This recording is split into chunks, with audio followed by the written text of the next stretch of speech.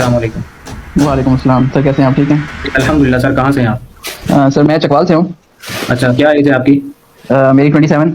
کیا کام کرتے ہیں آپ؟ پڑھتے ہیں یا جاب کرتے ہیں؟ جی سر، میں یو کے سے پوسٹ گریجویشن اسٹریٹجک مینجمنٹ میں اور C M A certified management accountant, ماشاء اللہ، اور اس کے ساتھ ابھی درس نظامی پڑھ رہا ہوں، تیسرے سال کا طالب علم ہوں۔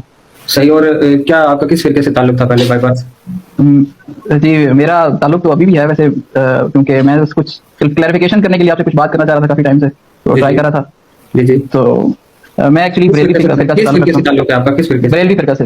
اچھا اچھا، صحیح صحیح، کیا کہنا چاہتے ہیں آپ؟ فرسٹ آف آل مجھے اس بارے میں تھوڑا کنفرم آپ سے کچھ انفارمیشن یا گائیڈنس چاہیے، گائیڈنس کہ آپ ایز اے مسلم ایک آدمی کو جب آپ کہا جاتا ہے کہ آپ قرآن ڈائریکٹ پڑھیں، تو کیونکہ میں ایک پورے میرا جو لائف سائیکل ہے وہ بریلوی دیوبندی اور سب کچھ ایک جیسے سارے ہر فرقہ میں تھوڑا تھوڑا رہ کے ہوں، سب کو تو جتنا جان سکتا تھا، جتنی اللہ نے توفیق دی اتنا جان لیا میں نے۔ جی تو اب میں میں نے جب اپنے ایک میرا لائف سائیکل تھا اس کو جاننے کے بعد مجھے پتا چلا کہ ایک ہی مجھے جو کریکٹ وے لگا وہ اہل سنت و جماعت بریلوی کا لگا۔ میرا سوال یہی آپ سے کہ اگر کوئی آدمی ڈائریکٹ قرآن پڑھتا ہے تو وہ کیسے اس کے لیے، کیونکہ جو دلو بھی کثیر و یہدی بھی کثیر بھی قرآن کے اندر آئے تھے کہ قرآن سے ہی ہم بھٹکا دیتے ہیں اور قرآن سے ہم ہدایت دیتے ہیں۔ تو اگر کوئی پڑھنے والا ہے، کوئی آیت قرآن کے اندر آ جاتی ہے حتیٰ مطلع الفجر، اب حتیٰ جو ہے وہ آل اوور دی ورلڈ 17 سوال کیا؟ آپ کا سوال بتائیں نا، آپ آیت نہ پڑھیں، تو سوال بتائیں۔ سوال میرا یہی ہے کہ اگر کوئی ڈائریکٹ قرآن پڑھتا ہے اور اس کو وہ غلط مسئلہ سمجھ جاتا ہے تو اس کا ذمہ دار کون ہوگا؟ پھر میں یہ نہیں ابھی بولا، میں نے ایک آیت پڑھی ہے حتیٰ مطلع الفجر، اب حتیٰ جو ہے وہ 17 میننگ زیر ہوتا ہے، ہر جگہ پہ الگ حتیٰ ملے، کہیں جگہ پہ آپ حتیٰ کے ترجمہ بعد پڑھیں نا بس اس کا، آپ تفسیر نہ پڑھیں، آپ ترجمہ پڑھیں بس اس کا۔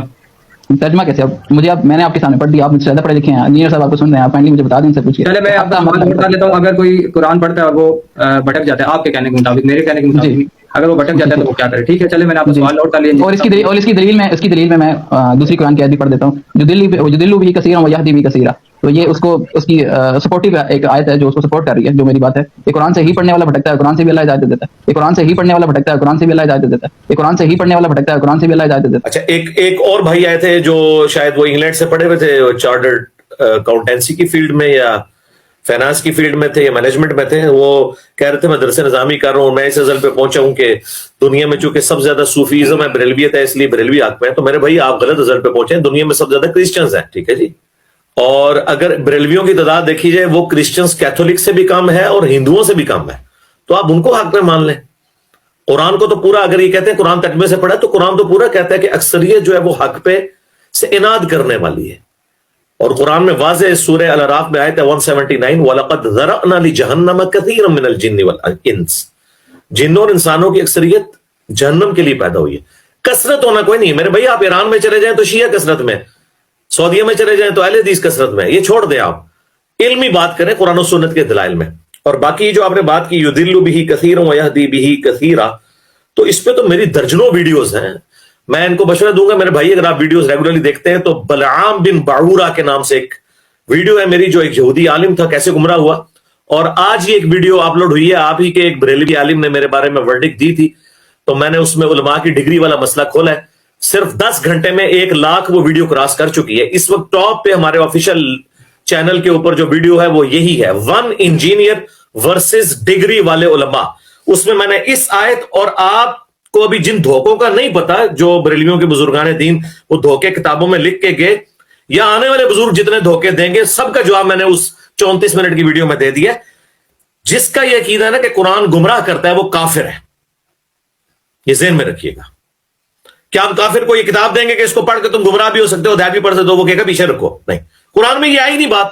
قرآن میں ھدی للناس وبینات من الہدی والفرقان، قرآن جو ہے وہ پوری انسانیت کے لیے ہدایت ہے، اس میں روشن دلائل ہے، اور یہ حق اور باطل میں تمیز کرنے والی کتاب ہے۔ اور سیم بات نبی علیہ السلام کے بارے میں صحیح بخاری میں، محمد فرق بین الناس، محمد صلی اللہ علیہ وآلہ وسلم لوگوں میں حق اور باطل میں فرق ہے۔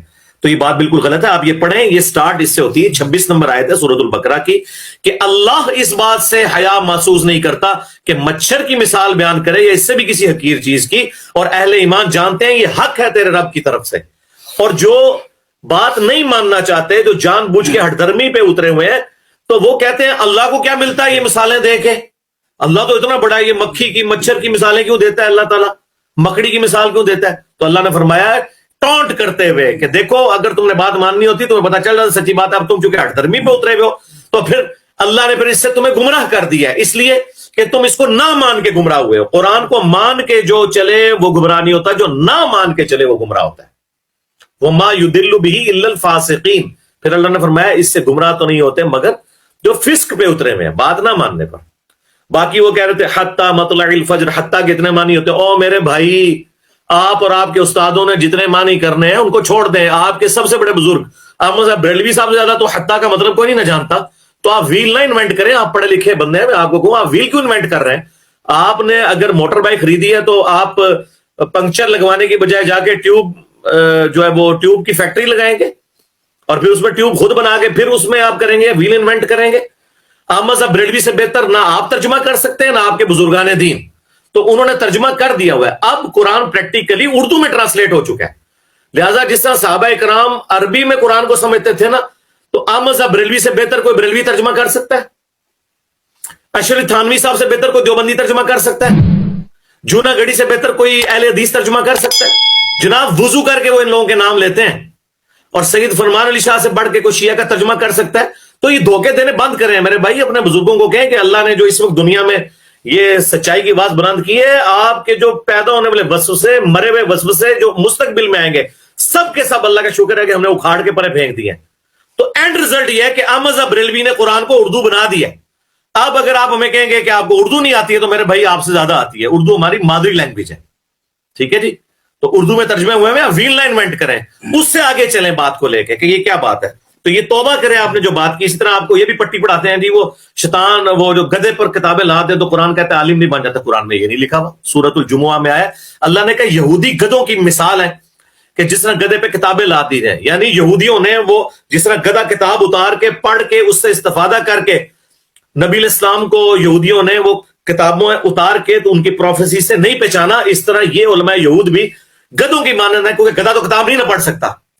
تو اس سے مراد معذرت کے ساتھ آپ کو گمراہ کرنے والے علماء سو ہیں. یہ وہ گدھے ہیں جن کی شوکیسوں میں کتابیں ہیں لیکن اس سے استفادہ نہیں کرتے. ان کی یہ مجال ہی نہیں ہے کہ بخاری مسلم سے نماز کا طریقہ بتائیں. ان کی یہ مجال ہی نہیں ہے کہ غنیت الطالبین جو شیخ عبد القادر جنانی کے نام پہ 11ویں کھا رہے ہیں ان کی کتاب سے نماز کا طریقہ بتائیں. تو یہ اصل میں ہے، یہ میں نے سارے وضوح وہ آپ دیکھ لیں. 1 انجینئر ورسز ڈگری والے علماء. انشاءاللہ آپ اللہ سے دعا کریں اور وہ لیکچر دیکھیں، اور پھر انشاءاللہ چکوال سے جلم کوئی دور نہیں آئے، آنے جانے کا ہم کرایہ دیں گے، آ کے بات کریں انشاءاللہ تعالی. ایک بھائی نے پوچھا تھا کہ یہ سیاق و سباق یعنی کانٹیکسٹ کے ساتھ قرآن کو پڑھنا اور شان نزول کے اعتبار سے. کانٹیکسٹ قرآن کا قرآن میں موجود ہوتا ہے، اس کے لیے کسی حدیث کی ضرورت نہیں ہے جی. ہاں جو شان نزول ہے وہ احادیث میں آیا ہے اور بعض جگہ بغیر شان نزول کے بھی ہیں. شان نزول سے اینڈ رزلٹ کوئی فرق نہیں پڑتا. مثلا صحیح بخاری میں آتا ہے کہ یہ تیمم کی آیات اس وقت نازل ہوئی جب سیدہ عائشہ کا ہار گم گیا ایک سفر میں اور صحابہ لیٹ ہو گئے، تو پھر مجبوراً وہاں پہ پانی نہیں تھا تو تیمم کی آیات نازل ہوئی کہ مٹی.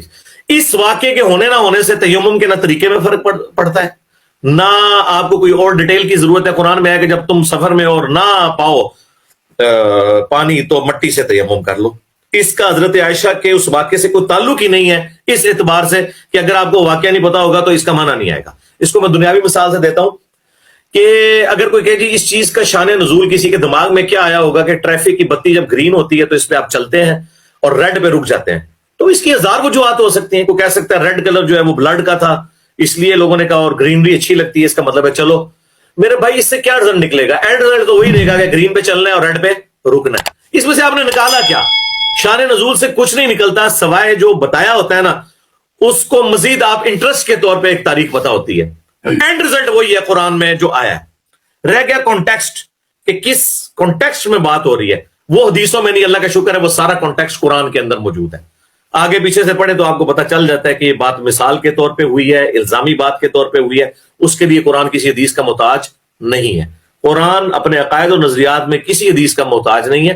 ہاں نماز کا طریقہ، حج کا طریقہ، یہ ڈیٹیلز اس میں قرآن محتاج نہیں، بلکہ قرآن نے خود ریفر کیا حدیث کی طرف. لہٰذا یہ قرآن کی کوئی محتاجی نہیں ہے.